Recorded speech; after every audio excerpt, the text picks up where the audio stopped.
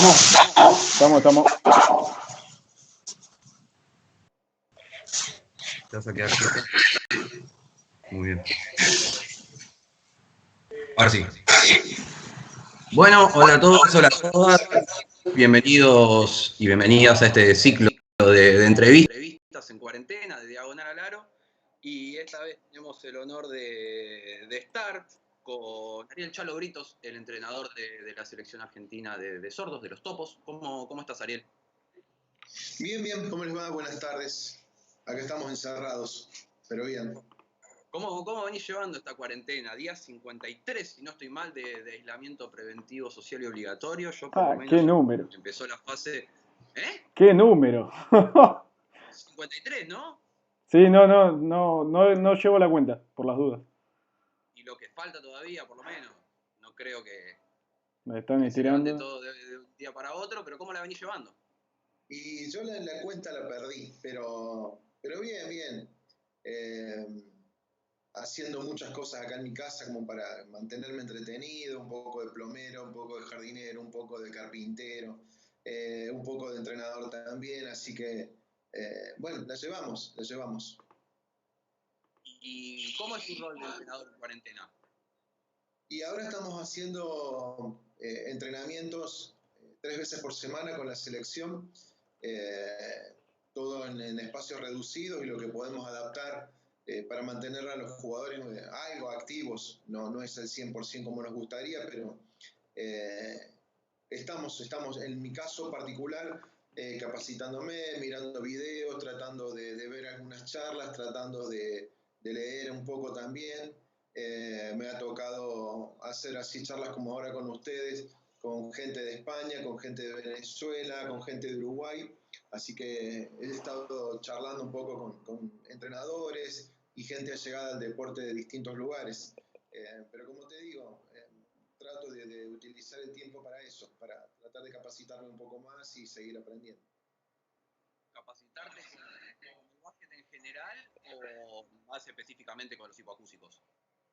No, en general, porque yo en la selección nunca la vi, ni la sigo, ni la veo, ni la veré como una selección de sordos o de hipoacúsicos. Para mí son jugadores y ellos lo saben bien, los entreno como me tocó entrenar el 9 de julio en el torneo federal, ahora el torneo este que pasó, y los preparo de la misma manera, no veo ningún tipo de cambio en ese sentido.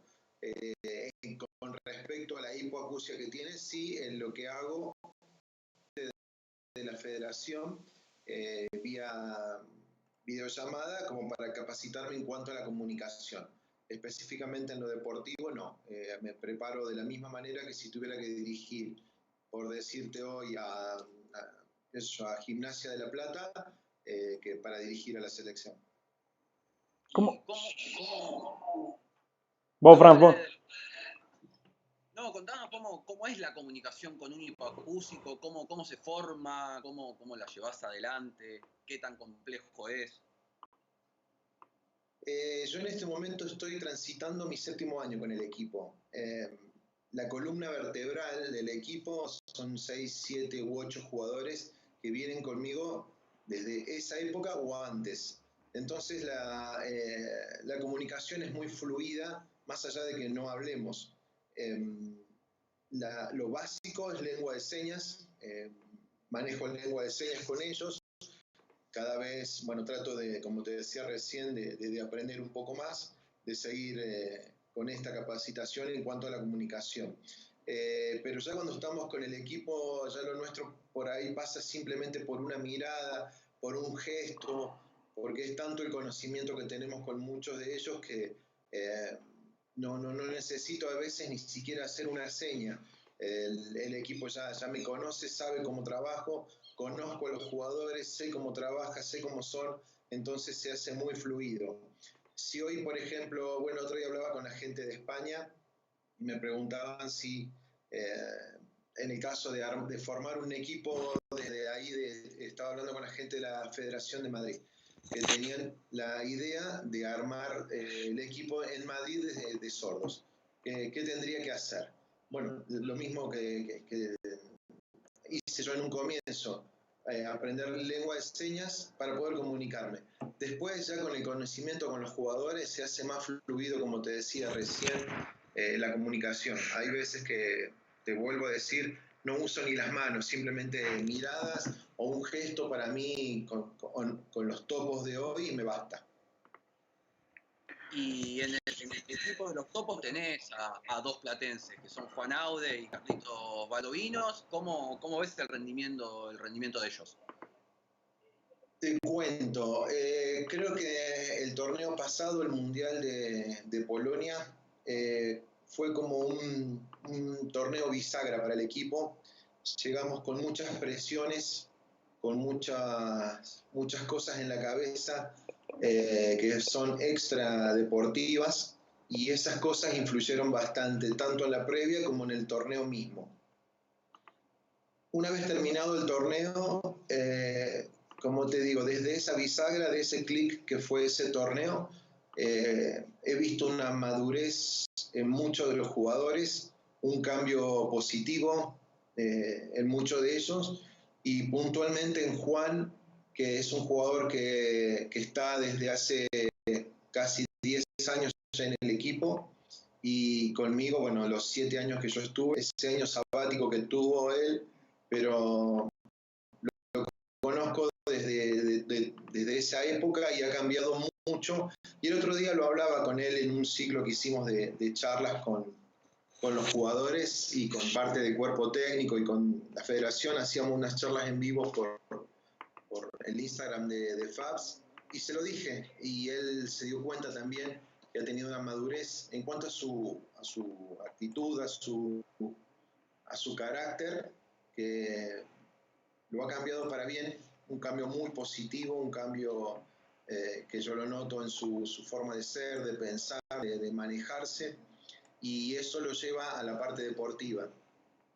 Ahora él se está recuperando de una operación, pero sabemos lo que es Juan, ustedes lo conocen tanto o más que yo, en lo deportivo es un animal, él quiere ir al frente, quiere entrenar, quiere estar fino y fuerte para lo que se viene. Así que eso lo mantiene desde siempre. Lo que ha cambiado para bien es su carácter, y eso lo lleva a potenciar un poco más lo que es su juego. Y en cuanto a Carlitos Baldovinos, es uno de los jugadores más jóvenes del plantel, tiene mucho futuro. Ojalá que tenga la posibilidad de seguir entrenando. Él estaba jugando ahí en Villa Elisa, que tenga la posibilidad de seguir entrenando, de seguir aprendiendo, de seguir mejorando su juego. Físicamente, la verdad que es un privilegiado de contar con esa capacidad atlética que tiene. He visto muy pocos jugadores con manos tan rápidas como las que tiene él para robar pelotas, y tiene siempre muchas ganas de aprender, como todo jugador joven que sabe dónde está, que sabe lo que quiere y sabe que apunta, y es una esponjita que está absorbiendo conocimiento constantemente. Cuenta él y cuento yo con muchos jugadores dentro del plantel con vasta experiencia que lo van a ayudar a que siga mejorando su juego y a formarlo como persona y jugador. Chalo, te consulto, ¿cuál es el próximo objetivo que tienen? ¿Cuál es el próximo torneo? Nosotros hoy, puntualmente hoy, estaríamos, si Dios quiere, hubiéramos estado jugando la final del Panamericano, que era el objetivo que teníamos en primera medida. Justo hoy se estaría jugando esa final. Pero bueno, dado todo lo que está pasando, el torneo se suspendió. Hoy tenemos la vista puesta en el Mundial del 3x3 en septiembre, que es en Tel Aviv, en Israel. Eso es... ¿Cómo? Qué lindo lugar. Sí, si Dios quiere, bueno, tendremos la posibilidad primero de presentarnos en ese torneo, que es el primer mundial que se va a hacer de 3x3, de la modalidad de personas sordas. Argentina presenta un solo equipo. Hay equipos, como, bueno, ustedes que nos han estado siguiendo desde siempre a los topos, saben de las dificultades económicas que el equipo tiene, pero hay equipos como los europeos, las potencias como Lituania, Ucrania, Rusia, bueno, Estados Unidos, de América, llevan 3 equipos cada uno. Nosotros llevamos uno solo por la dificultad económica que tenemos, ¿no? Pero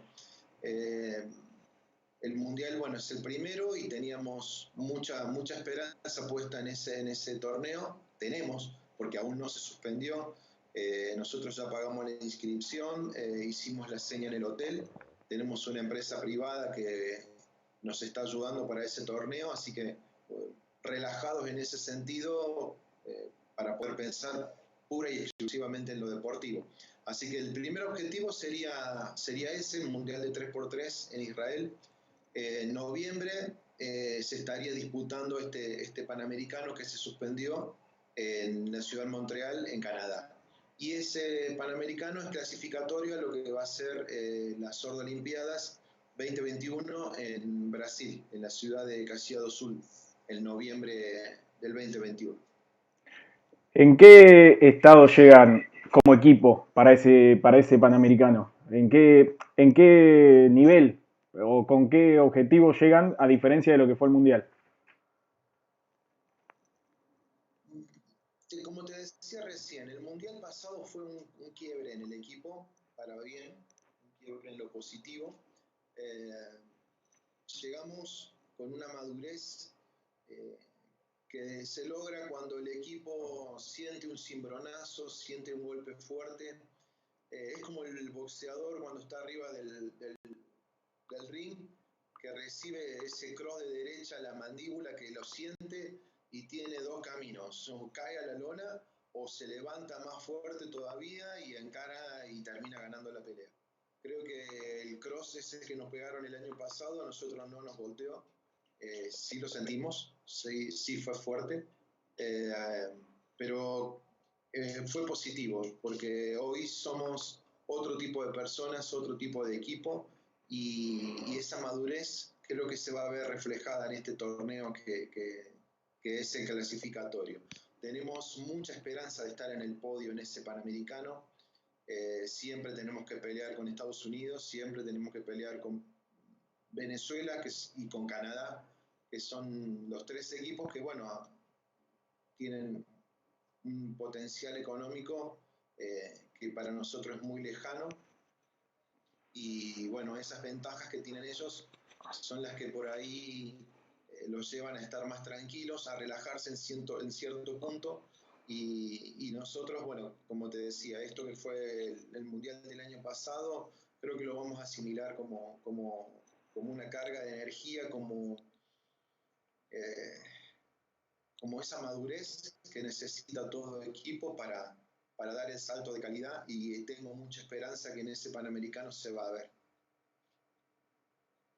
Te quiero preguntar por lo económico, Chalo. ¿Cómo hacen los otros países para presentar 2, 3, 4 equipos y que acá solamente se forme uno y que en la gran mayoría de los torneos que tienen que jugar los topos lleguen ahí con lo justo a llegar a disputar los torneos? En el ciclo este que te contaba recién que hacíamos por el Instagram de la federación, hablé con el entrenador de Venezuela. Todo el mundo sabe, todos conocemos lo que es la situación que está viviendo Venezuela más allá de esta pandemia. Venezuela hace ya un par de años que viene, todo el mundo ve que no hay comida, que no hay nada. Y hablaba con este profe y él nos decía que para el Panamericano, para darte un ejemplo, el Panamericano que se iba a estar jugando ahora en Canadá, los topos habían concentrado 3 días en la ciudad de Río Cuarto, en provincia de Córdoba. Teníamos previsto 3 días en San Juan, en los mediados de marzo. A comienzos de abril íbamos a estar 3 días en Rosario, y desde ahí, si conseguíamos los fondos, íbamos a estar viajando para Canadá. Desde que nosotros, esto te digo, fue el 26 de febrero cuando nosotros fuimos a la ciudad de Río Cuarto, los Topos, que de los que estuvieron en el Mundial había 4 jugadores nomás. Para que te des una idea, nosotros estuvimos con 4 jugadores que jugaron el Mundial en Río Cuarto y después íbamos a estar en 2 concentraciones más antes de estar ahí. Íbamos a estar 4 días en La Plata y desde La Plata, bueno, ir a Ezeiza y viajar. Todo este tiempo que nosotros íbamos a estar yendo a un lado, al otro, yendo, viniendo, Venezuela ya estaba concentrada, iba a estar en el CENAR que tienen ellos ahí en Caracas, que es la ciudad, o Ciudad Deportiva Bolivariana, creo que se llama, me dijo el profe. Iban a estar más de casi 2 meses entrenando. Los 2 meses iban a estar entrenando, todo el cuerpo técnico iba a tener su sueldo, los jugadores iban a estar pagos, iban a tener un permiso que cada jugador cada 15 días podía estar 2 días en su casa con sus familias, con los viáticos pagos. Los viajes, ellos ya tenían pagado el viaje de Venezuela a Canadá, tenían ya pagado el hotel en Canadá, o sea, solamente tenían que estar entrenando en esa ciudad deportiva bolivariana con vistas a lo que era el Panamericano. Nada más que eso. Y eso te estoy hablando de Venezuela. Argentina, como te dije, estuvimos 3 días ahí en Río Cuarto, íbamos a estar en Rosario y en San Juan y después en La Plata. A todo esto, los jugadores iban a estar vendiendo camisetas, íbamos a estar pagando el combustible nuestro, el caso mío, del auto para hacer los viajes. Tengo la ropa acá del equipo, la lavo yo, la tengo toda acá guardada. O sea, hacemos entre jugadores, cuerpo técnico y parte de la federación, hacemos toda la logística que tiene Venezuela, todo vendría a ser solventado por el gobierno nacional. Ahí está la diferencia. Claro, entonces es una falta de política deportiva acá en el país. Porque si Venezuela, con supuestamente las crisis que tiene, que hay bastantes problemas importantes ahí en el país bolivariano, pero tenían todo pago. O sea, tenían giras mucho más largas. ¿Cómo puede ser eso? Ellos tienen un Ministerio del Deporte y ese Ministerio de Deporte está en contacto con la FEPOSOR, Federación Polideportiva de Sordos de Venezuela, y la FEPOSOR le dice, bueno, tengo estos torneos con estos jugadores, con este cuerpo técnico, y necesito esto, esto y esto. Ellos analizan el presupuesto y se lo pagan, Todo eso, lo único que tienen que hacer es meterse al Centro Deportivo Bolivariano simplemente a entrenar, nada más. Los entrenadores tienen que estar preparados para entrenar, a ese equipo que tiene que estar preparado para entrenar, para prepararse para este Panamericano que tenían. Nosotros, como te digo, estábamos vendiendo las camisetas, yo en este momento estoy sin club, y por esa situación también estoy vendiendo más todavía camisetas porque es como una ayuda que tengo yo también de esa venta de camisetas. Así que se nos estaba haciendo bastante complicado este Panamericano. Así todo te digo que mira, esta pandemia creo que fue un cierto alivio para nosotros porque estaba muy difícil que ese Panamericano pudiéramos ir, muy difícil. Al Mundial de 3x3 que te comentaba antes, se apareció esta empresa que es Clever Up, que es una empresa de un empresario argentino que está en México y se enteró de nuestra situación, se puso en contacto con la federación y Adrián, que también vive ahí en La Plata, Adrián Reynoso, que es nuestro presidente hoy, logró que la empresa, bueno, hoy nos dijera, bueno, ustedes están listos para ir al Mundial de 3x3. El Panamericano es otra cosa, ahí está más complicado. Pero bueno, Venezuela tiene esa política, ni no te cuento de los países europeos, porque los europeos, lo que tiene Venezuela, 3-4 veces mejor todavía. Acá en Argentina hoy a los Topos no se los reconoce como una selección argentina. Puntualmente eso es lo que pasa. Claro, falta más una cuestión de política deportiva. porque no solamente pasa con la selección argentina de sordos, sino también pasa con en el caso del básquet, con la selección femenina, y en todos los deportes también, que cuesta conseguir todos los fondos necesarios. ¿Crees que capaz que con la creación de un Ministerio del Deporte, como se está haciendo ahora, puede llegar a cambiar la cosa? Y yo ojalá, tengo esperanza de que sí, siempre tengo esperanza. He chocado un montón de veces. Desde que yo estoy con los topos, ya tuve 3 presidentes de la nación y menos con los presidentes. Después hablé con secretarios de deportes, hablé con gobernadores, hablé con asesores, hablé con secretarios, hablé con diputados, hablé con senadores, hablé con un montón de gente y todos tienen un buen discurso, te dan esperanza, siempre te dan esperanza, pero bueno, como te decía antes, ustedes han seguido más o menos el camino de los topos, saben lo que se sufre, lo que cuesta estar, lo que cuesta poder presentarnos en cada torneo. Esas palabras lindas siempre terminaron siendo eso, 2 o 3 palabras que después no se convirtieron en acción. ¿Y cómo se puede relacionar, ¿no? Al CENAR, al Ministerio del Deporte, al Comité Olímpico Argentino, para que entre todos se pueda darle una mano no solamente a los topos, sino a todas las selecciones con alguna que otra discapacidad?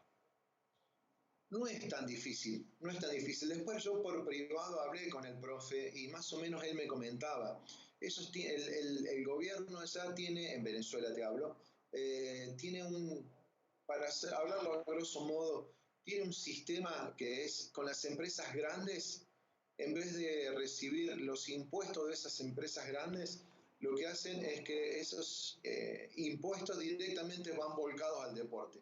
El gobierno, por darte, qué sé yo, el nombre, el barquito SRL que tiene flota de cruceros, el gobierno no le cobra los impuestos, pero esos impuestos sí directamente tienen que estar volcados al deporte. Entonces ese ministerio lo que hace es el encargado de recibir esos aportes. Y esos aportes directamente, la gente que está encargada de administrar esos ingresos, tampoco ve un centavo, lo que hace directamente es decir, bueno, vamos acá, vamos acá, vamos acá, vamos acá. De esa forma ellos se manejan y de esa forma, creo, como te digo recién, decía recién, hablando a grosso modo, sería un método sencillo, eficaz, para aportar directamente al deporte. Hoy en día el deporte, yo he tenido jugadores que me han dejado de jugar porque no podían viajar, porque no podían dejar el trabajo, porque en el trabajo, siendo que un jugador que tiene discapacidad y que es convocado oficialmente a una selección argentina, por ley, la empresa lo tiene que dejar viajar con goce de sueldo y sin ningún tipo de problema. Y he tenido jugadores que no los dejaban viajar, que han dejado de jugar porque elegían, obviamente, y yo lo respeto y lo entiendo, elegían no faltar al trabajo y sí dejar de entrenar. Por eso me parece que hay muchas cosas, muchos cabos sueltos, muchos puntos que se deberían solucionar para que el deporte, no solamente los topos, para que el deporte amateur no deje de ser amateur. Y no te digo que sea profesional a la altura del fútbol, pero sí que tenga el sustento suficiente para poder concentrarse solamente en entrenar y mejorar, nada más. Chalo, te consulto. Hace unos años ya se están haciendo torneos argentinos para que fomentar que los chicos con hipoacusia puedan sumarse. ¿Cómo ves estos torneos? ¿Cómo se están desarrollando? ¿Cómo lo ves a futuro? Y son torneos nacionales que hacen las asociaciones y está bueno porque me sirve para ver jugadores que por ahí no están convocados, para tratar de hacer algo de captación. Eh, se ven algunos jugadores pero como te decía recién, está muy difícil hoy en día para, para nuestros jugadores que puedan estar en un club, por más de que tenga talento, que tenga la posibilidad. Eh, Hay jugadores que van solamente a jugar ese torneo nacional y hay otros jugadores que tienen futuro. Entre esos jugadores, bueno, Carlitos Baldovino apareció en esos torneos nacionales, lo pude seguir, lo pude ir scouteando y en una de esas informaciones que me fue llegando, lo pude convocar y en esas convocatorias, bueno, me fue convenciendo de a poco, hablé mucho con él, hablaron muchos jugadores con él y hoy en día es parte de nuestra preselección. Igual a nivel nacional está muy difícil que los clubes reciban a los jugadores sordos o con hipoacusia. Salvo contadas excepciones, me cuesta mucho que hay jugadores que dejan de jugar porque en el club donde están los entrenadores no tienen la paciencia como para poder comunicarse con una persona que tiene discapacidad auditiva. Así que hay algunos que me está costando y es muy difícil eso.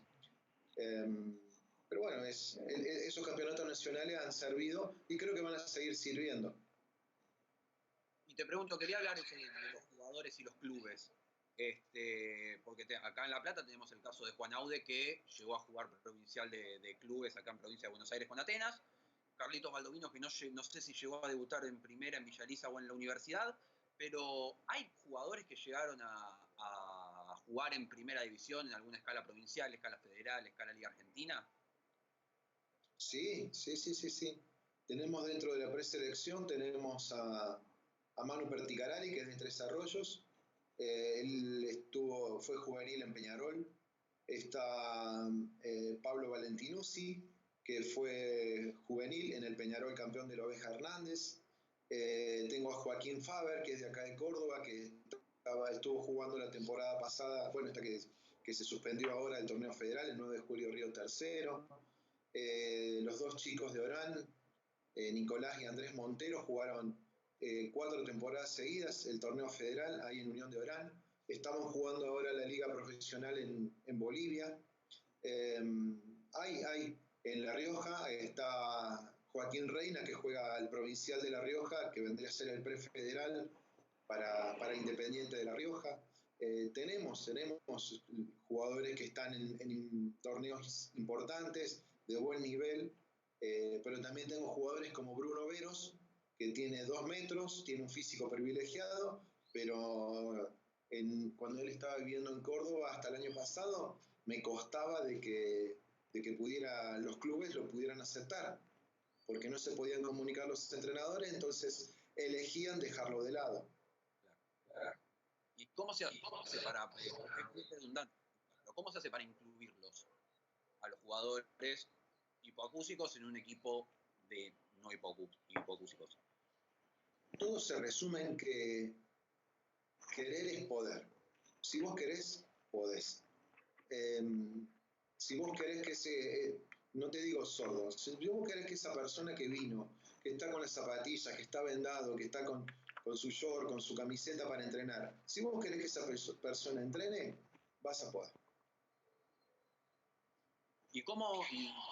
Porque el habla es bastante compleja, sobre todo dentro de una cancha, y los hipoacúsicos sin audífonos es bastante complejo. ¿Y cómo haces para tratar de meter un audífono, que es un dispositivo recontra caro, recontra costoso de conseguir? Y cómo no, es bastante complejo, porque a Juan Aude lo he visto más de una vez haciendo la seña de no escucho, jugando con la camiseta de Atenas. Hacía la seña de que no escuchaba y él seguía jugando. Sí, obvio. Y el entrenador lo seguía teniendo en cancha. Sí, obvio. Ahí está, el entrenador quería que Juan siguiera jugando. Juan quería seguir jugando. Esa es la muestra puntual de que se puede. Si vos querés comunicarte, vas a poder comunicarte. Si te cae te cae de arriba, que vos no lo esperabas, un jugador, como el caso de Bruno Veros, que es hipoacúsico, algo habla él, pero sin audífono no te escucha. Y vos no estás preparado, pero vos querés que esté adentro del equipo, lo primero que haces es ese primer día decís, bueno, quédate, entrená. Y después de ahí Yo me preocupo para comunicarme con él y él ya está preparado para comunicarse con personas oyentes. Los jugadores que yo tengo en el equipo están preparados para comunicarse con una persona que les habla y que no sea en lengua de señas. Leen los labios, si habla la persona que se está hablando con ellos, que no conoce lengua de señas, habla lento y vocaliza bien, ese jugador lo va a poder entender. Pero si el entrenador en este caso recibe un jugador y él te dice yo soy hipocúsico y sin el audífono no escucho nada, y este jugador no está preparado y no quiere, sobre todo, no quiere entrenar a esa persona que viene, que quiere aprender, no lo va a lograr, no lo va a lograr. Por más que sea Juan Aude y que vos hoy a Juan Aude lo entrenás como tiene que ser, y lo mostrás en cualquier equipo, yo calculo que el torneo federal, te lo agarran, cualquier equipo del torneo de los provinciales, yo lo quiero. A mí me lo ofreces y yo lo quiero. Y me dicen, pero no habla o no escucha sin el audífono. No, yo quiero que juegue. Yo quiero que juegue. Distinto es cuando son chicos, cuando vienen con 4 o 5 años, ahí es distinto, porque ya la comunicación tiene que ser de otra manera, ya tenés que ser formador, dejás de ser entrenador, sacás el rol del entrenador para ser formador. Ahí es distinto. El entrenador, cuando estás en un equipo como un torneo provincial, un prefederal, o el torneo federal, o un torneo de una liga argentina, tenés un jugador que, como fue el caso de Axel Weingart. ¿Cuántas personas saben que Axel Weingart era hipoacúsico? Es hipoacúsico. ¿Ustedes lo sabían? No. Yo sí, yo sí, Bien. yo sí, yo sí. Axel Weingart vive, la mamá vive ahí de la casa de Juan cerca, tiene un lavadero de ropa. Hablé con Rubén Mañano en una reunión que tuvimos de entrenadores de acá de Córdoba y él me preguntaba más o menos algo similar a lo que me preguntan ustedes. Entonces yo le decía, bueno, algo similar a lo que les decía a ustedes. Si vos querés, podés. Hay algunas personas hay algunos jugadores que hasta niegan, que no escuchan para simplemente poder estar dentro de los equipos. Dice, vos sabés qué me pasó a mí, y ahí me contó de Axel Weingart. Dice, perdón la palabra, ¿no? ¿Saben las veces que lo puteé? Porque lo gritaba, Axel, Axel, Axel. Y el tipo no me miraba, no me daba bola. Y yo pensaba, o no me da bola, no me quiere dar bola, o qué pasa. Y después Rubén se enteró de que Axel Weingart es hipoacúsico. Axel no escucha de un lado, ¿no? Si no me equivoco. Claro, Axel no te escucha de un lado, no sé cuál de los dos lados. Pero bueno, yo me comuniqué con Axel, le invité a que él participara de la selección, le di la opción, traté de endulzarla, retirarse en la gloria, en una selección argentina, en un torneo importante. Su respuesta fue que él no sentía que fuera ético y moral formar parte de un equipo de sordos. Entendí, respeté su opinión, pero no la comparto. Pero bueno, lo respeté. Él no se siente, no se sentía y no se siente jugador sordo. Mira. Y para jugar en la selección de hipoacúsicos hay que tener un cierto grado de hipoacusia para jugar. Sí, el máximo es 55 decibeles, ese es el máximo que una persona puede escuchar haciendo un promedio entre ambos oídos. 55 decibeles. Ya si vos escuchás 56, ya no podés formar parte de la selección.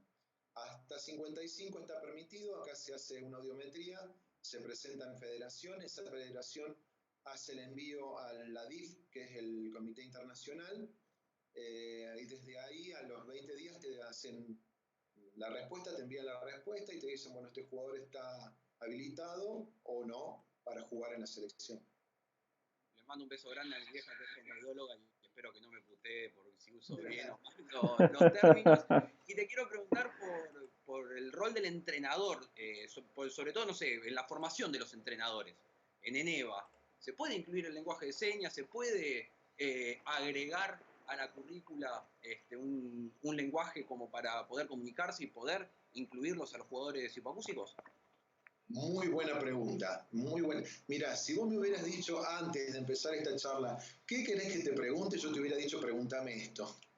Eh, Mira, hace unos días estuve hablando con Martín Correa, que es el director de ACOTEBA, que es la Asociación Cordobesa de Técnicos de Básquet, y le hice esta propuesta. Le dije que a nivel nacional, bueno, hay muchas personas que me lo están diciendo que quieren capacitarse para ser entrenadores. Muchas personas sordas, perdón.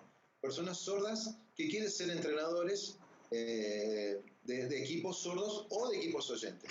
Y por experiencia propia, yo he usado lengua de señas en mis equipos de básquet de oyentes y con muy buenos resultados. Así que le hice esta propuesta así, o sea, todo fue por teléfono, ¿no? Pero, y le hice la propuesta a Martín de incluir dentro de ENEVA, primero de Coteva y después llevarlo a ENEVA, que haya como una materia que sea lengua de señas, que sea dentro, que esté dentro de lo que es la formación de los entrenadores que salen hoy desde ENEVA, el nivel 1, nivel 2 y el nivel 3. Así que bueno, quedamos en presentar ese proyecto que lo tengo ya elaborado, así que presentarlo y esperar respuesta. Chalo, te consulto así como para que recuerdes del Mundial de Polonia del año pasado. ¿Alguna anécdota, algo que te haya quedado, que vos te acuerdes de lo que fue el Mundial? Anécdotas muchísimas, pero ¿a qué te referís? ¿Anécdotas de esas que vos te acordás y se sonreís o de esas que te acordás y decís tendría que haber hecho esto o no? No, la que te haya dado risa o lo que se pueda contar, básicamente. No, nada que comprometa a nadie, básicamente. Y mira, te cuento, cuando estábamos bueno, en el hotel donde estábamos, compartíamos hotel con Lituania, con Venezuela, ¿y con quién más? Y con Ucrania. Y con Ucrania. Compartíamos hotel con ellos. Y muy tradicionalista, los argentinos nos levantábamos, desayunábamos y bueno, de ahí teníamos los distintos horarios para entrenar. Compartíamos todos los equipos, compartíamos la misma cancha de entrenamiento y cada equipo tenía una hora para entrenar.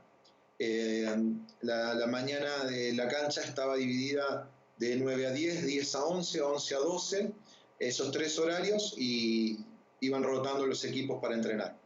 Me acuerdo que una mañana nosotros nos tocaba el segundo turno, nos tocaba el segundo turno y llegamos a la cancha, al entrenamiento, claro, a la cancha de entrenamiento y estaba entrenando Ucrania, que era uno de los posibles rivales que nos podía tocar de acuerdo a los cruces que podíamos tener. Y nos salió el argentino de adentro a dos o tres de los jugadores y se ponían por el agujerito de la llave de la puerta a espiar el entrenamiento de Ucrania y venían y me decían, hacen esto, están haciendo esto. Pero bueno, eso es parte del argentinismo, porque después, para todo lo contrario, nosotros estábamos entrenando y llegó Japón, que también podía ser uno de los cruces, y terminamos de entrenar nosotros, y cuando salíamos del entrenamiento, todo el equipo de Japón estaba sentado adentro del vestuario, todos sentados uno al lado del otro, todos vestiditos igual, zapatillas igual, todos igualitos, todos sentaditos, esperando que saliéramos nosotros, todos los jugadores, todo el cuerpo técnico de la cancha de entrenamiento para recién ellos levantarse y entrar a la cancha de entrenar. El respeto por ahí, que no es que nosotros hayamos faltado el respeto, pero bueno, no, nos salió el argentino de adentro en ese caso y después nos dimos con la realidad de lo que era Japón. Y de todas las experiencias internacionales que tuviste, así como entrenador de los topos, ¿cuál fue el país que más te gustó? ¿Cuál fue el torneo que más disfrutaste? Creo que el torneo, voy con la segunda parte primero, el torneo que más disfruté por cómo jugó el equipo fue el del Panamericano 2016 de Estados Unidos, porque el equipo llegamos tan bien entrenados que fue la preparación que hicimos ahí en La Plata.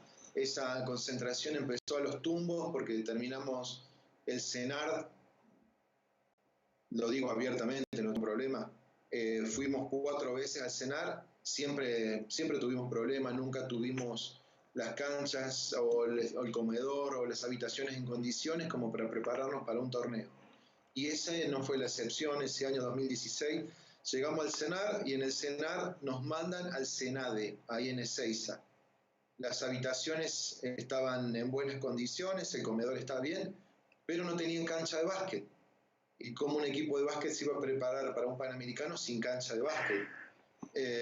Bueno, terminamos en La Plata, concentrando 8 personas en la casa de Juan y otras 8 en un departamento de los papás de Juan Aude, y entrenamos en La Plata 4 horas todas las mañanas, y creo que dio sus frutos porque, como te decía, llegó tan aceitado, tan bien preparado ese equipo, que me acuerdo en el partido con Venezuela, que nosotros no le habíamos podido ganar nunca a Venezuela, era el cuco nuestro, y en ese partido a Venezuela llegamos a sacarle 22, 23 puntos, me acuerdo, con un básquet de ataques de 7 u 8 pases, pero sin sobrar a nadie, pases de faja, jugadores que se movían. Era un equipo que los 5 jugadores tocaban hasta 2 veces la pelota por cada ataque.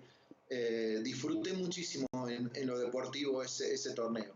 Y en cuanto a lo extradeportivo, cada país que... Te corto un segundo. Sí. ¿Ese año fue el amistoso con La Plata, con el seleccionado, o fue el año anterior? ¿Cómo? El 2016, ¿fue el año de un amistoso con la selección de La Plata o jugaron contra varios equipos? No, en el 2016 jugamos contra Sudamérica, puede ser que se llame Sudamérica uno de los clubes. Sí. Sí, con Sudamérica jugamos con Platense. Y con Atenas. Y con Atenas. Claro. Platense creo que era el equipo que recién había ascendido en ese momento. Claro. Sí. Me acuerdo que llegamos a esa cancha, estaba jugando un equipo femenino, había 2 equipos jugando, un partido de básquet femenino, y me senté en la tribuna. Nosotros veníamos de perder con Sudamérica la noche anterior. Me acuerdo que me senté en la tribuna y vino Harry, ustedes lo conocen a Harry. Sí. Bueno, viene Harry, se sienta al lado y me dice, hoy te comes 40. Sí, me dice, hoy perdés por 40. Porque Platense me nombró 3, 4 jugadores que habían estado en el Federal, otro que había estado jugando en lo que era el TNA. Me dice, hoy perdés por 40.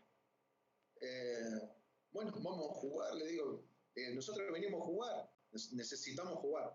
Y me acuerdo que ese partido creo que lo ganamos por 20 puntos más o menos, jugando ese básquet que yo te decía. Lo disfruté mucho ese torneo. ¿Y el país que más disfrutaste? ¿El país? Sí, el país que vos digas de todos los que visitaste con los topos, el que más te gustó. Creo que fue Estados Unidos. Estábamos concentrando en una ciudad que era una ciudad chica, se llamaba Frederick, ahí se hacía el torneo. Era una ciudad muy tranquila. Me acuerdo que estábamos nosotros en la concentración y hacíamos 2 cuadras y estábamos en el centro. Era un pueblo muy típico norteamericano. Después, por un par de problemas, no sé, con los vuelos que hubo, estuvimos 4 días en Nueva York y eso fue fantástico, porque conocer una ciudad como esa, que consideran la capital del mundo, creo que fue muy lindo, muy lindo. Pero cada país que nos tocó estar, todos tenían su mística, sus recuerdos lindos. Visitar China, por ejemplo, con la historia, con todo lo que traía, China. El año pasado en Polonia, me acuerdo que habíamos andado poco en la ciudad, una ciudad muy pintoresca, muy linda también, con gente bastante fría, bueno, es muy común en el europeo, pero el último fin de semana lo tuvimos libre, ya había terminado el torneo y hasta que nos tocaba viajar, tuvimos sábado y domingo libre. El sábado fuimos a recorrer el centro, conocimos un castillo, también muchísima historia en la ciudad. Y el día domingo fui con Juan Aude, me acuerdo, y con Germán Ferreira. Alquilamos unas bicicletas y recorrimos, creo que fueron unos 10, 12 kilómetros en bicicleta y fuimos a un campo de concentración nazi, que eso fue impactante. Sí, porque desde que llegamos al lugar, ahí se siente un olor extraño, se siente un frío extraño. Estuvimos casi 15 días, creo que en esa ciudad, en Lublin, y como te decía, bueno, habíamos andado, pero no mucho. Y en ese único lugar había cuervos, unos cuervos negros enormes, y que hacían un ruido muy fuerte, pero no salían de ese lugar, estaban solamente en ese campo. Recorrer los lugares donde la gente estaba, donde la tenían ahí encerrada, recorrer lugares como el horno, donde quemaban a las personas, las cámaras de gas. Fue muy fuerte eso fue muy...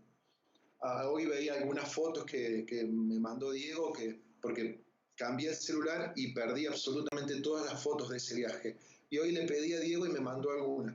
Y volví a ver esos lugares y me volvió a chocar. La verdad que todas las ciudades donde nos tocó estar tienen su encanto. Siempre tengo cosas de todos los lugares donde estuve.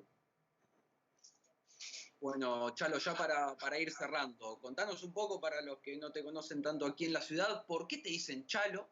¿Y cómo es tu trayectoria como entrenador y cómo es tu trayectoria ligada al básquetbol? El Chalo me quedó de herencia. Mi papá, facciones muy similares a las mías, o sea, soy igual que mi papá. Mi papá falleció hace ya casi 5 años, pero bueno, me quedó de herencia cuando yo era chico, era el Chalito chico, y me quedó eso, así que lo llevo con total orgullo, como te digo, mi papá era el Chalo padre, y lo llevo y lo disfruto mucho. Después mi carrera como profe, yo trato de separar siempre y creo que por ahí tengo diferencias con colegas, porque yo empecé mi carrera como formador en el Club Bolívar, en Carlos Paz, uno de los clubes que hoy en la Asociación Cordobesa es uno de los más fuertes. Ahí tiene jugadores, bueno, Cristian Cardo, que estuvo jugando en San Lorenzo de Almagro, y ahora estaba en Salta Básquet, bueno, salió de ahí, yo lo tuve de Premini. Empecé en Bolívar, después pasé al Club de Pesca de Carlos Paz, después estuve en Córdoba, en el Universitario de Córdoba, de ahí pasé a Altagracia, es otra ciudad acá del interior de Córdoba, dirigiendo en Universitario, estuve con provinciales, en Deportivo Norte también, dirigiendo provinciales, prefederal. Después estuve en Saladillo, ahí en provincia de Buenos Aires, también con el prefederal, y estuve dirigiendo torneo federal en 9 de julio en Río Tercero. En la Asociación de Córdoba también dirigí las selecciones de Córdoba durante 3 años seguidos, la de sub-15, la de sub-19 y de primera, así que, pero como te decía antes, sé separar y lo marco bien a esa separación del formador al entrenador. ¿Vos te considerás más formador entonces? Sí, porque he dirigido jugadores profesionales en la selección de Córdoba, para que te des una idea. La selección de Córdoba, en la del año 2012, la selección mayor, tenía jugadores como Mariano García, que jugó 10 años Liga Nacional, tenía a Leonel Chapman, que jugó Liga Nacional, ahora estaba jugando en Brasil, jugadores como Emiliano Martínez, que jugó en Atenas, jugó en Sionista de Paraná, estaba Melo, que jugó Martín Melo, que estuvo ahora en el torneo federal, y así todos que son, por más que sean jugadores profesionales con vasta experiencia en distintos torneos, siempre tenés que ser un poco formador, siempre, porque hay muchas cosas que los jugadores necesitan que los sigas formando y yo me considero mucho más formador. Cuando me toca ser entrenador, también soy entrenador. Ahí en Buenos Aires, en Saladillo, era un equipo muy lindo, muy buen equipo, que nos tocó salir campeones de la Asociación de Chivilcoy, y era un equipo que no necesitaba formarlo, porque vos dabas una indicación y ellos ya lo tenían asimilado. Dabas 2 o 3 movimientos y ellos ya los tenían asimilados. O sea, estaban bien formados. Entonces ahí tenías que pasar a ser entrenador. En la selección esta de Córdoba que te decía, me tocó ser entrenador. Ahí directamente me pasaba lo mismo que ahí en Saladillo. Dabas 2 indicaciones, mostrabas un ejercicio y no necesitabas repetir. Tenías que ser el entrenador. Pero bueno, el año pasado, bueno, este torneo que pasó, digo el año pasado, pero en el torneo federal tenía, no te digo Martín Melo, no te digo Rosales, no te digo que son los 2 jugadores más fuertes, o sea, con más experiencia que tenían en el equipo, pero había jugadores como Lucas Gallardo, que fue selección argentina sub-17, siendo ahora sub-19 hasta el torneo este que pasó. Tenías que ser formador también, y él había jugado torneos internacionales con la selección argentina. Así que entrenador, pero me gusta más ser el formador. Y ya la última para cerrar. Estás muy ligado al básquetbol de Córdoba por lo que se ve, pero también tuviste algún pasito por acá, por la provincia de Buenos Aires. ¿Qué diferencias, tanto estructurales como deportivas, hay entre las 2 federaciones? A mí me tocó estar en la asociación de Chivilcoy y jugar el provincial, el prefederal. Me tocó ir a jugar a Ensenada, me tocó ir a Junín, a Pergamino, ¿dónde más estuvimos? Bueno, jugando en la liga local, en Chivilcoy, en Bragado, estuve en varias ciudades. Y lo que vi acá, la diferencia con la Asociación de Córdoba puntualmente, que es la más fuerte hoy de la provincia de Córdoba, lo que vi que es la parte organizativa está más organizado. Esto te estoy hablando del año 2017. Yo estuve en el 2017 en Saladillo. Quizás hoy haya cambiado, pero me acuerdo que yo llegué a dirigir el primer partido del torneo prefederal. Fuimos con Ciudad de Saladillo a jugar a Ensenada. Cuando llegamos con el equipo se cambia, hacemos la entrada en calor. Acá, por ejemplo, para dirigir un torneo provincial, es obligatorio la camisa, el pantalón de vestir, los zapatos, y si tenés la camisa, tiene que tener un saco y la corbata. Y si no, tenés que tener una remera con cuello polo con el escudo de tu equipo. Si no, no podés dirigir.